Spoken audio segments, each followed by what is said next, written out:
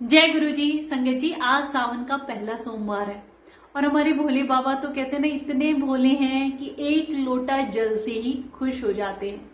संगत जी, भगवान महाशिव की कथाएं, लीलाएं और कहते हैं ना, उनका जितना हम गुणगान करें उतना कम है। संगत जी, आप सबको पता है कि भोले बाबा पे जल ही क्यों चढ़ाया जाता है। जल चढ़ाने का तो हमें पता है, पर ये क्यों होता है। संगत जी, भोले बाबा ने जब समुद्र मंथन के वक्त सारे देवी देवता, जब वो विष निकला तो इधर उधर भाग गए, किसी ने विष पीने को तैयार नहीं हुए। भोले बाबा आए जो सबका कष्ट, सबकी परेशानी अपने ऊपर लेते हैं। जैसे हमारे गुरुजी महाराज संगत का कष्ट लिया करते, ऐसे ही भगवान महाशिव ने वो जब विष अपने मुख में धारण किया तो वो कंठ पे आके बिल्कुल नीला पड़ गया और माता पार्वती ने वहां जाके हाथ लगाया और उसे रोका नीचे जाने से। तो उस वक्त जो अग्नि और जो पीड़ा भोले बाबा को सहन नहीं कर पा रहे थे, इतनी ज्यादा हो रही थी। और सावन का वो महीना चल रहा था संगत जी, जिसमें वो समुद्र मंथन हो रहा था। तो जब उनके ऊपर पानी डाला गया तो वो ठंडक प्रदान करने के लिए कि भोले बाबा तो एक लोटा जल से ही खुश हो जाते हैं। ऐसे हमारे प्यारे रब हैं संगत जी। कैसे गुरुजी महाराज भी अपने वक्त में कलयुग में आके शिव जी का रूप गुरुजी आए और संगत का कष्ट अपने ऊपर लिया करते। कहते ना, किस्मत में नहीं है वो भी गुरुजी दे दिया करते। कितने ऐसे सत्संग हमने सुने हैं कि किसी की उम्र बस इतने ही साल थी, पर ज्योतिष विद्या सब ने कह दिया था कि इस बच्चे की उम्र 8 साल से ज्यादा नहीं है। पर कहते हैं ना, अगर भोले बाबा का हाथ आपके सर पे हो ना तो उसे जीवन दान भी दे देते हैं। और गुरुजी ने तो न जाने कितनी संगतों को जीवन दान दिया है संगत जी। ऐसे ही भोले बाबा शिव शंकर अपने वक्त में जब भी कोई भक्त उनकी पूजा किया करता, सच्चे दिल से पुकारते, तभी वरदान देने प्रकट हो जाया करते। और कहते हैं एक लोटा जल और बेल पत्र, फूल पत्ते, इन्हीं से खुश हो जाते हैं। उन्हें कोई दिखावा, उन्हें कुछ भी नहीं चाहिए। संगत जी, आज की वीडियो में एक तो हम भगवान महाशिव के 5वें ज्योतिर्लिंग केदारनाथ की कथा का श्रवण करेंगे, पर उससे पहले संगत जी, ये श्रावण मास का पहला सोमवार है।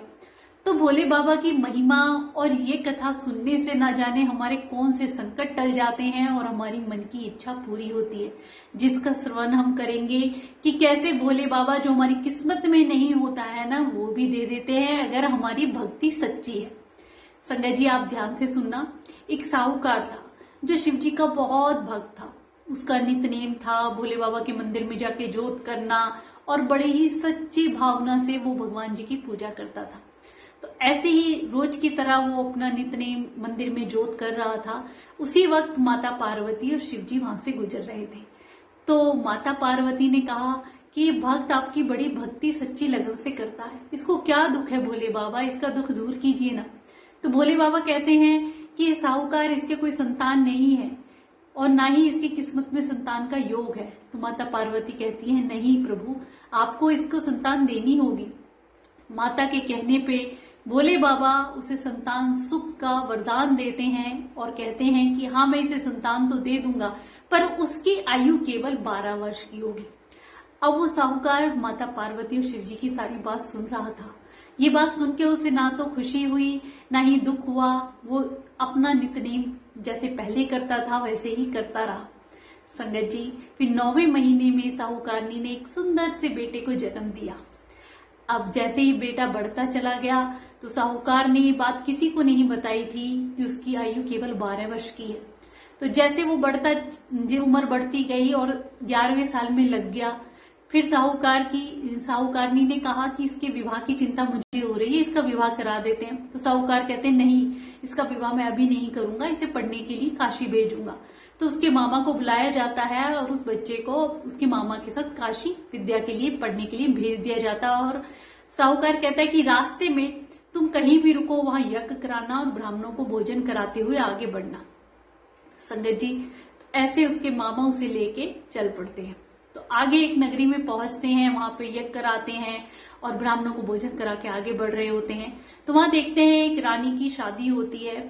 तो जिस राजकुमार से उनकी शादी हो रही थी, उनके पिता जब इस ब्राह्मण के बेटे को देखते हैं तो बड़े खुश होते हैं कि ये तो बड़ा सुंदर बालक है, क्यों ना इसी के साथ रानी की शादी कर दी जाए, मेरा बेटा तो एक आंख से काना है, अगर अभी सबको पता चल गया तो कोई भी विवाह नहीं करेगा, तो इसको मैं घोड़ी पे चढ़ा देता हूँ और सारा विवाह का कार्य पूरा हो जाएगा जब मैं बता दूंगा।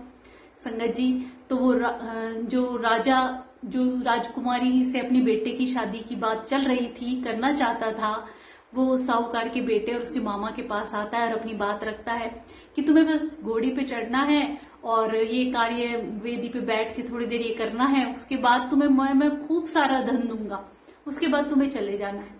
तो वो धन के बात सुन के उसके मामा हाँ कर देते हैं और उस लड़के को घोड़ी पे चढ़ा के राजकुमारी से उसका फेरे भी पड़ जाते हैं।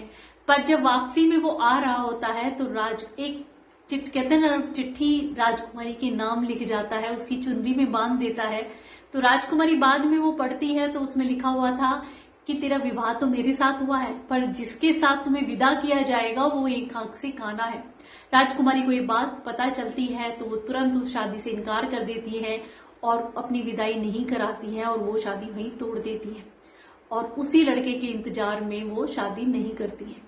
संगत जी, वो लड़का आगे काशी तक पहुंच जाता है अपने मामा के साथ और जब कहते हैं ना 12वां साल पूरा होने को होता है तो उसके मामा यज्ञ कराते हैं, ब्राह्मणों को भोजन करा रहे वाले होते हैं, तो उसी वक्त उसकी तबीयत खराब हो जाती है और उसे होश नहीं होता, उसकी सांसें चेक की जाती है तो थम जाती है। मामा मतलब परेशान हो जाते हैं, लड़के की सांस नहीं चल रही है, ये तो मौत आ गई है, और वो परेशान कि अब ब्राह्मणों को भोज कराना है, यज्ञ अधूरा होगा तो भी बात बिगड़ जाएगी, तो रोना पीटना ना मचा के कि पहले मैं यज्ञ का कार्य पूरा करा दूं, ब्राह्मणों को भोजन करा दूं, फिर बाद में देखूंगा। तो वो पूरा कार्य कराने के बाद उस लड़के की ऐसी दशा देख के रोने लग जाते हैं मामा। तो उधर से माता पार्वती और शिव जी गुजर रहे भगवान।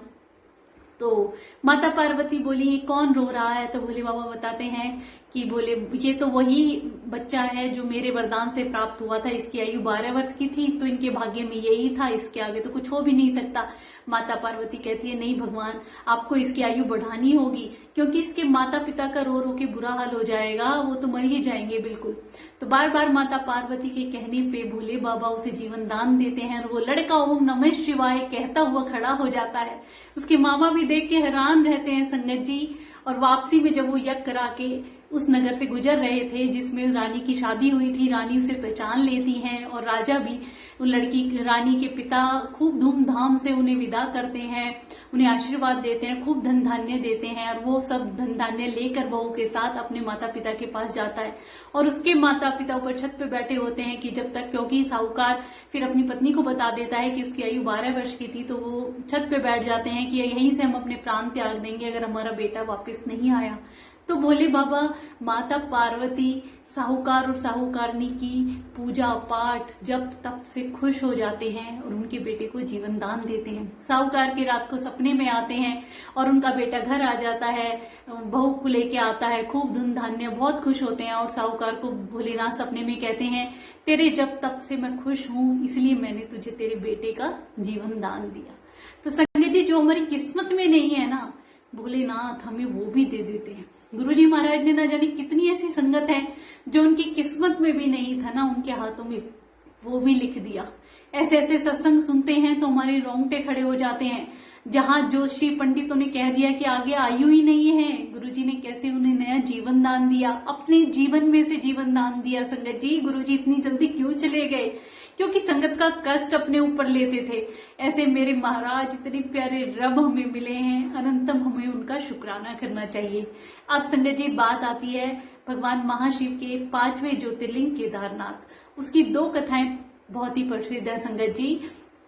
पहली कथा, पौराणिक कथाओं के अनुसार भगवान विष्णु के 2 अवतार हुए हैं, नर और नारायण। उन्होंने घोर तपस्या करी, तब भोले बाबा बद्री का आश्रम में उन्होंने तपस्या करी, वहां प्रकट हुए केदारनाथ के रूप में।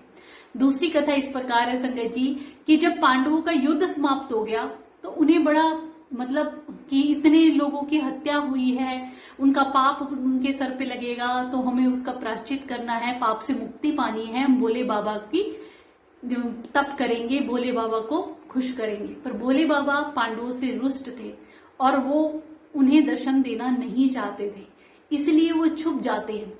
और वो क्या करते हैं संगत जी काफी सारे जो भीड़ बैल की होती है उसमें जाके बैल का रूप धारण करके उन गाय भैंसों में, सब बैलों में छुप जाते हैं। पर भीम उन्हें पहचान लेते हैं और उनकी जो कहते हैं ना बैल की जो पीठ होती है उसको उस वक्त पकड़ लेते हैं। और भोले बाबा उस वक्त वहां से जब अंतर्धान होते हैं तो वो पीठ का, बैल की पीठ का हिस्सा ही वहां स्थिर रह जाता है।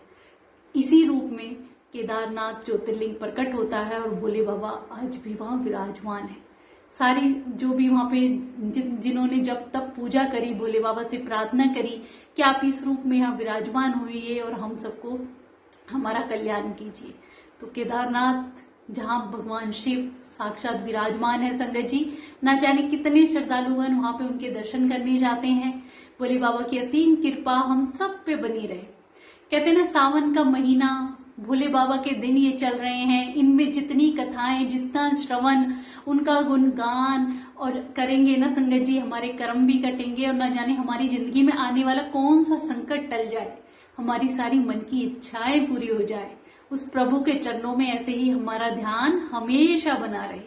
अनंतम अनंतम शुक्राना गुरु जी। जय गुरु जी।